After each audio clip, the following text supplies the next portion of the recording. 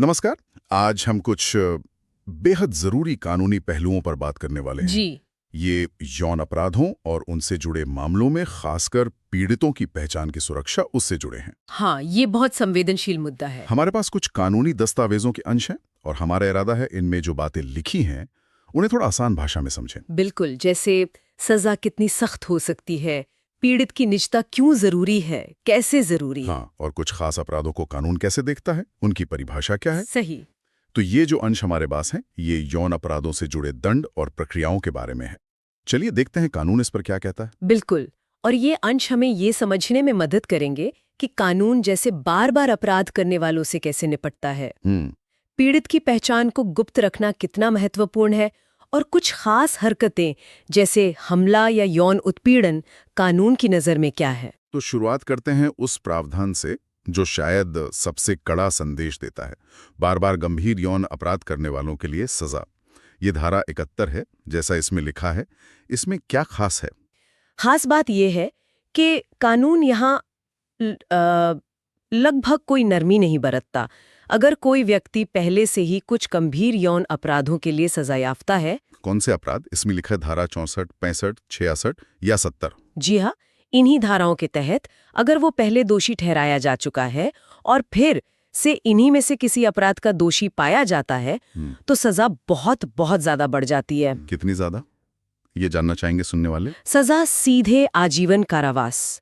और यहाँ ये समझना जरूरी है कि आजीवन कारावास का मतलब वो 14 या 20 साल वाला नहीं। अच्छा, हाँ। मतलब उस व्यक्ति के बाकी बचे पूरे जीवन के लिए कारावास, पूरी जिंदगी जेल में। हाँ, या फिर मौत की सजा भी हो सकती है। मौत की सजा भी।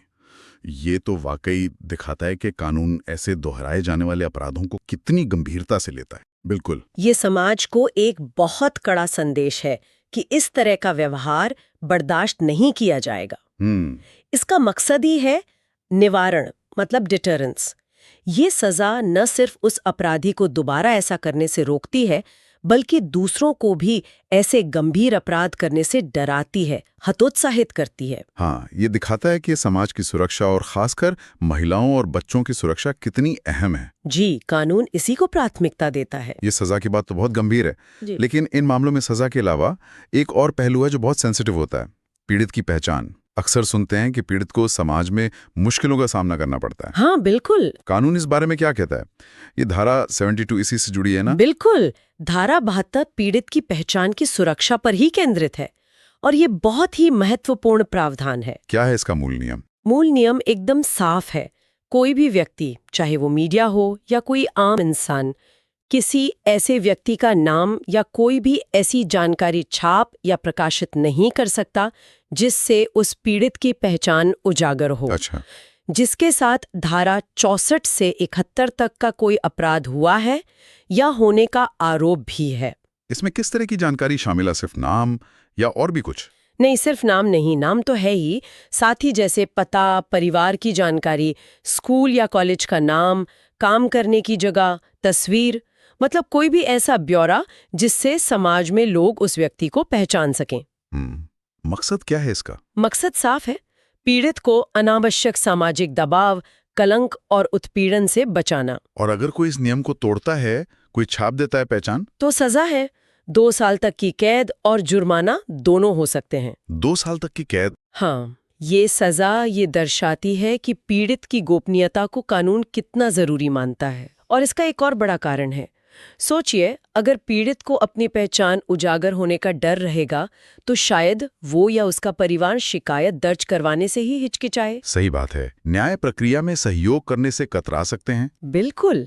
ये प्रावधान उन्हें बिना डरे आगे आने का हौसला देता है। लेकिन क्या कभी ऐसी स्थिति नहीं आती जहां पहचान बताना जरूरी हो जाए? मान लीजिए पुलिस जांच के लिए, क्या इसके लिए कोई छूट है? हाँ, कानून व्यावहारिक दिक्कतों को समझता है। कुछ बहुत सीमित अपवाद रखे गए हैं, लेकिन उन पर भी कड़ी शर्तें हैं। ये उपधारा 2 में बताई गई हैं। क्या है वो शर्तें? पहली शर्त है पुलिस से जुड़ी। अगर पुलिस स्टेशन के प्रभारी अधिकारी या जो पुलिस अधिकारी जांच कर रहा है, उन्हें लगता है कि जांच के हित में पहचान उजागर करना जरूरी है, तो वो एक लिखित आदेश देकर ऐसा करवा सकते हैं। लेकिन यहाँ एक शब्द महत्वपूर्ण है, नेक नियति से, मतलब इन गुड फेथ। बिल्कुल। जैसे मान लीजिए कोई पीड़ित लापता है तो शायद उसकी तलाश के लिए ये जरूरी हो सकता है। ठीक है। और दूसरी छूट? दूसरी है पीड़ित की अपनी मर्जी। अगर पीड़ित वयस्क है 18 साल से ऊपर और वो खुद चाहती है कि उसकी पहचान बताई जाए, तो वो लिखित में सहमति दे सकती है। ये तो पीड़ित के अपने अधिकार का सम्मान हुआ। जी, उनकी ऑटोनॉमी का सम्मान है। और एक तीसरी स्थिति भी है शायद, जब पीड़ित खुद सहमति देने की हालत में ना हो। सही कहा। अगर पीड़ित की दुर्भाग्यवश मृत्यु हो गई है, या वो बच्चा है, नाबालिग है, या मानसिक रूप से अस्वस्थ होने के कारण अपनी सहमति नहीं दे सकती, तब उसके निकटतम संबंधी, मतलब नेक्स्ट ऑफ किन, जैसे माता पिता या पति पत्नी लिखित सहमति दे सकते हैं। लेकिन इसमें भी शायद एक और शर्त है, जैसा दस्तावेज में लिखा है, ये सहमति सीधे किसी को भी नहीं दी जा सकती। सहमति सीधे मीडिया या किसी और को नहीं दे सकते। तो फिर किसे देंगे? उन्हें ये लिखित सहमति केवल सरकार द्वारा मान्यता प्राप्त किसी कल्याण संस्थान या संगठन के अध्यक्ष या सचिव को ही देनी होगी। अच्छा, यानी किसी रिकॉग्नाइज्ड वेलफेयर इंस्टीट्यूशन को। जी, और कानून ये भी साफ करता है कि मान्यता प्राप्त का मतलब है केंद्र या राज्य सरकार द्वारा इस काम के लिए स्वीकृत सामाजिक कल्याण संस्था। तो मतलब परिवार वाले सीधे हानि कह सकते हो, उन्हें एक जिम्मेदार संस्था के जरिए जाना होगा। ये थोड़ा जटिल नहीं है? इसका कारण क्या है? ये एक तरह का सेफ्टी नेट है। सोचिए, ऐसे दुखद या तनावपूर्ण समय में परिवार पर कितना भावनात्मक दबाव हो सकता है। हाँ, हो सकता है। ये प्रक्रिया सुनिश्चित करती है कि पहचान उजागर करने का फैसला सोच समझकर और पीड़ित के सर्वोत्तम हितों को ध्यान में रखकर लिया जाए, न कि किसी भावनात्मक आवेश या बाहरी दबाव में। वो जो जिम्मेदार संस्था है, वो एक तरह से निगरानी रखती है कि संवेदनशील जानकारी का दुरुपयोग न हो। ये वाकई एक सोचा समझा तरीका लगता है, पीड़ित के हितों को सबसे ऊपर रखने का। अच्छा, अब ये पहचान छुपाने की बात अदालती कार्रवाई पर भी लागू होती है? क्योंकि कोर्ट में तो मामले की सुनवाई होती है। धारा 73 इसी बारे में है। हाँ, धारा 73 इसी कड़ी को आगे बढ़ाती है। ये कहती है कि जिन अपराधों के पीड़ितों की पहचान छुपाने का नियम धारा 72 में है, यानी धारा 64 से 71 वाले अपराध, जी, उनसे संबंधित किसी भी अदालती कार्यवाही के बारे में कोई भी जानकारी छापना या प्रकाशित करना बिना अदालत की पूर्व अनुमति के अपराध है। यानी मीडिया या कोई भी व्यक्ति कोर्ट में क्या चल रहा है वो सीधे रिपोर्ट नहीं कर सकता जब तक जज साहब या जज साहिबा इजाजत ना दे। बिल्कुल। और इसका उल्लंघन करने पर भी वही सजा है, 2 साल तक की कैद और जुर्माना। इसका मकसद भी वही है, पीड़ित की पहचान और गरिमा। हाँ, सुनवाई के दौरान पीड़ित की पहचान और गरिमा को सुरक्षित रखना ताकि उन पर और दबाव न बने। लेकिन अदालती फैसलों का क्या वो भी गुप्त रखे जाते हैं? क्योंकि हाई कोर्ट और सुप्रीम कोर्ट के फैसले तो वो तो एक तरह से कानून बन जाते हैं, उनका पता चलना तो जरूरी है। आपने बहुत सही मुद्दा उठाया। यहीं पर कानून थोड़ा संतुलन बनाता है। इसी धारा 73 में एक स्पष्टीकरण, एक एक्सप्लेनेशन जोड़ा गया है। अच्छा, वो क्या कहता है? इस धारा के तहत अपराध नहीं माना जाएगा। ऐसा क्यों? निचली अदालत की कार्रवाई नहीं छाप सकते, पर हाई कोर्ट सुप्रीम कोर्ट का फैसला छाप सकते हैं। हाँ, क्योंकि उच्च अदालतों के फैसले सिर्फ उस एक केस के लिए नहीं होते, वो कानून की व्याख्या करते हैं, नए सिद्धांत बनाते हैं जिन्हें प्रेसिडेंट कहते हैं, और वो भविष्य के मामलों के लिए मार्गदर्शन देते हैं। उनका पब्लिक होना कानूनी स्पष्टता के लिए वकीलों, जजों और आम जनता की जानकारी के लिए जरूरी है। समझ गया। तो ये धारा निचली अदालतों की कार्यवाही के दौरान गोपनीयता और उच्च न्यायपालिका के फैसलों के जरिए पारदर्शिता, इनके बीच एक बैलेंस बनाने की कोशिश है। बिल्कुल सही। ये संतुलन वाकई महत्वपूर्ण है। चलिए अब कुछ खास अपराधों की परिभाषाओं पर आते हैं जो महिलाओं के खिलाफ होते हैं। धारा 74, ये किस बारे में है? धारा 74 बात करती है किसी महिला पर हमला, असॉल्ट या आपराधिक बल, क्रिमिनल फोर्स का प्रयोग करने की। लेकिन शर्त यह है कि ऐसा करने का इरादा उसकी लज्जा भंग करना हो, मतलब आउटरेज हर मॉडेस्टी, या ये जानते हुए किया जाए कि इससे उसकी लज्जा भंग होने की संभावना है। ये लज्जा भंग करना, ये थोड़ा अस्पष्ट सा शब्द लगता है। इसका ठीक मतलब क्या है? हाँ, ये थोड़ा व्यापक शब्द है। इसका मतलब सिर्फ शारीरिक चोट पहुंचाना या गंभीर यौन हमला ही नहीं है। तो फिर इसमें महिला की गरिमा, उसकी शालीनता, उसकी इज्जत पर किसी भी तरह का हमला शामिल हो सकता है, जैसे उसे गलत तरीके से छूना या कपड़े खींचने की कोशिश करना या कोई ऐसा इशारा या हरकत करना जो उसकी गरिमा को ठेस पहुंचाए। कानून यहाँ उस काम के पीछे की मंशा पर ज्यादा ध्यान देता है। अच्छा, मंशा पर जोर है। और अगर कोई ऐसा करता है तो सजा क्या है? इसके लिए कम से कम 1 साल की कैद है। कम से कम 1 साल? हाँ, जिसे 5 साल तक बढ़ाया जा सकता है और साथ में जुर्माना भी लगाया जा सकता है। यहाँ ये कम से कम 1 साल वाली बात अहम है। ये मिनिमम सेंटेंस दिखाता है कि कानून इसे हल्के में नहीं लेता। ठीक है। अब आते हैं धारा 75 पर, जो यौन उत्पीड़न, सेक्सुअल हरासमेंट को परिभाषित करती है। आपने शुरू में कहा था कि ये परिभाषा काफी विस्तृत है। क्या क्या शामिल है इसमें? हाँ, ये धारा काफी अहम है क्योंकि ये यौन उत्पीड़न को सिर्फ एक शब्द में नहीं छोड़ती, बल्कि उन खास हरकतों, एक्ट्स को गिनाती है जो इसके दायरे में आती हैं। अच्छा। ये परिभाषा खास तौर से जैसे दफ्तरों में या दूसरी सार्वजनिक जगहों पर होने वाले उत्पीड़न को समझने और उससे निपटने में मदद करती है। इसमें 4 तरह के कृत्य बताए गए हैं। अगर कोई पुरुष किसी महिला के साथ ये करता है तो वो यौन उत्पीड़न माना जाएगा। कौन कौन से हैं वो 4 कृत्य? पहला, शारीरिक संपर्क और ऐसे अवांछित, मतलब ऐसी पहल जिसमें अवांछित, अनवेलकम और स्पष्ट, एक्सप्लिसिट यौन प्रस्ताव शामिल हों। यानी जबरदस्ती छूना या गलत इरादे से नजदीक आना? हाँ, या सीधे तौर पर यौन संबंध बनाने का प्रस्ताव रखना जो महिला को पसंद न हो, उसे बुरा लगे। ठीक है। दूसरा, यौन अनुग्रह की मांग या अनुरोध करना, मतलब सेक्सुअल फेवर्स मांगना। जैसे किसी तरह का फायदा पहुंचाने के बदले में या नौकरी बचाने या प्रमोशन की धमकी देकर यौन संबंध बनाने की मांग करना। ये एक तरह से पावर का गलत इस्तेमाल है। समझ गया। तीसरा, ऐसी चीज दिखाना शामिल है जिससे महिला असहज महसूस करे। और चौथा, यौन रंजित टिप्पणियां करना, मेकिंग सेक्सुअली कलर्ड रिमार्क्स। इसका क्या मतलब हुआ? इसमें ऐसी बातें कहना शामिल हैं जो अभद्र हो, अश्लील हो या जिनका लहजा लैंगिक रूप से अपमानजनक हो, जैसे डबल मीनिंग वाली बातें, भद्दे मजाक या महिला के शरीर पर की गई अश्लील टिप्पणियां, ये सब इसमें आ सकता है। तो ये 4 अलग अलग तरह की हरकतें हैं, लेकिन दस्तावेज में आगे ये भी लिखा है कि इन सब के लिए सजा एक जैसी नहीं है।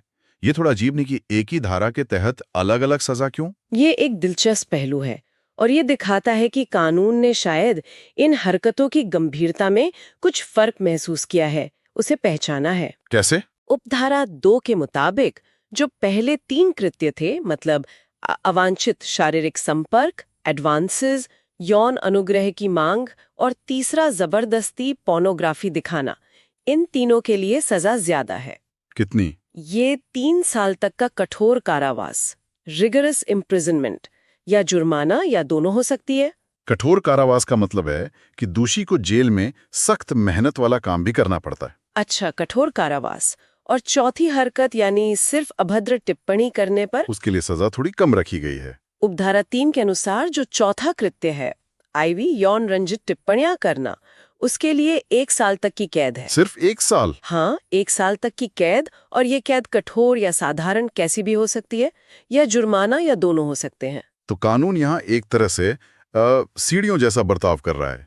टिप्पणी सबसे निचले पायदान पर और शारीरिक संपर्क या मांग ऊपर, ज्यादा गंभीर। आप इसे इस तरह समझ सकती हैं। हाँ, ये वर्गीकरण शायद इस सोच पर आधारित है कि शारीरिक दखलंदाजी या यौन संबंध की मांग सिर्फ जुबानी टिप्पणी की तुलना में ज्यादा गंभीर हमला है।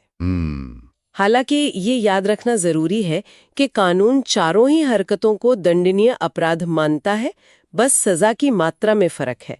और व्यवहार में कई बार ये साबित करना शायद ज्यादा मुश्किल हो सकता है कि कोई टिप्पणी यौन रंजित थी या नहीं, जबकि शारीरिक संपर्क के सबूत शायद ज्यादा स्पष्ट हों। ये समझना वाकई जरूरी है कि कानून कैसे अलग अलग तरह के दुर्व्यवहारों को परिभाषित करता है और उनके लिए क्या नतीजे तय करता है। चलिए आज की इस पूरी चर्चा को समेटते हैं। हमने क्या मुख्य बातें समझी? जी, सबसे पहले तो ये कि कानून गंभीर यौन अपराधों को दोहराने वालों के प्रति बेहद सख्त है। इतनी सख्ती कि सजा पूरी उम्र कैद या मौत तक हो सकती है। हाँ, धारा 71 यही कहती है।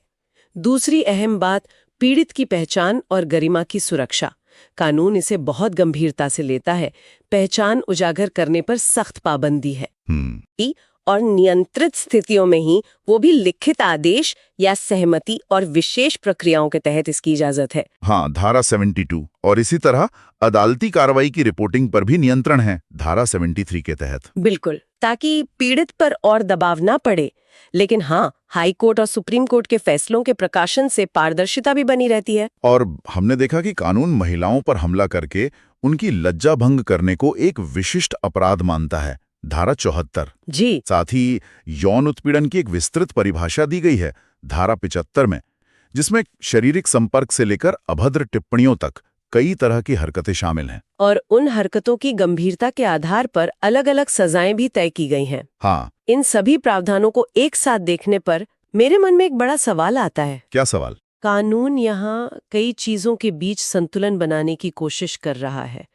पीड़ित की निजता और सुरक्षा, अपराध के लिए न्याय सुनिश्चित करना और कुछ हद तक पारदर्शिता और जनता को सूचित रखने का अधिकार भी। लेकिन क्या ये संतुलन हमेशा सही बैठता है? आप किस तरह के सवाल की बात कर रही हैं, थोड़ा और समझाएंगे? मैं सोच रही थी कि आज का जो डिजिटल युग है, जहां जानकारी पलक झपकते फैल जाती है, क्या ये कानूनी ढांचे पर्याप्त हैं? अच्छा पॉइंट। जहां एक तरफ पीड़ित की पहचान छुपाना जरूरी है, वहीं दूसरी तरफ कभी-कभी पारदर्शिता न होने से गलतफहमियां या अफवाहें भी तो फैल सकती हैं। हाँ, ये भी हो सकता है। तो सवाल ये है कि क्या ये कानून बदलते सामाजिक माहौल और नई तकनीकी चुनौतियों का सामना करने के लिए पूरी तरह तैयार हैं? ये एक ऐसा सवाल है जिस पर लगातार सोचने की जरूरत है। शायद समय के साथ इन कानूनों को और बेहतर बनाने की भी जरूरत पड़े। ये सिर्फ कानून बनाने वालों के लिए नहीं, बल्कि समाज के तौर पर हम सब के लिए सोचने वाली बात है। वाकई ये एक बहुत अहम मुद्दा है जिस पर विचार करना जरूरी है कि क्या कानून समय के साथ चल पा रहा है। आज इस गहरी और महत्वपूर्ण चर्चा में शामिल होने के लिए बहुत बहुत धन्यवाद। धन्यवाद।